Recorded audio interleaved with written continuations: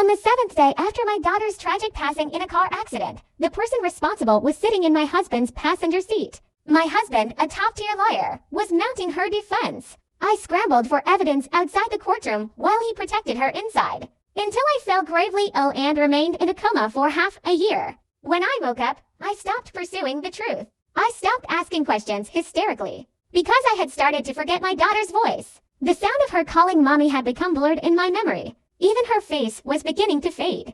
And Ethan was still preparing late into the night for that woman.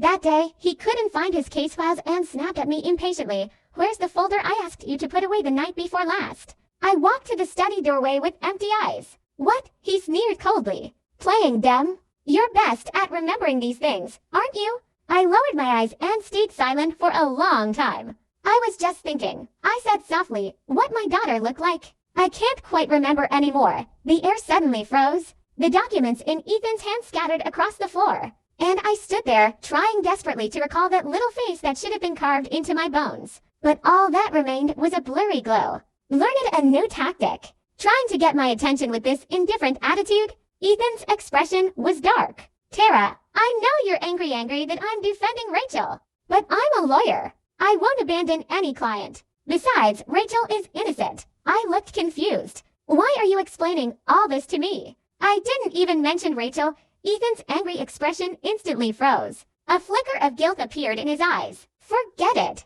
I'll find it myself." I turned and went back to the bedroom. Just as I was about to lie down, Ethan's gentle voice came through the door. "Rachel, what's wrong? Don't cry. Tell me slowly. I'm coming over right now." After a while, the bedroom door was pushed open. "Rachel's having some trouble. I need to handle it," he explained uncomfortably. Oh, Ethan froze. But I simply nodded calmly. Ethan left in anger and didn't come home all night. The next evening, he returned with Rachel. She cowered timidly behind Ethan. "Tara," Ethan coughed uncomfortably. Rachel's address was exposed. "I'm letting her stay at our place for a few days," Rachel whispered. "Tara, I'm sorry for intruding. Those people are calling me a monster." How fake, I thought. At the dinner table, Rachel sat next to Ethan, placing peeled shrimp into his bowl. "Ethan, you have a sensitive stomach." She shot me a challenging look.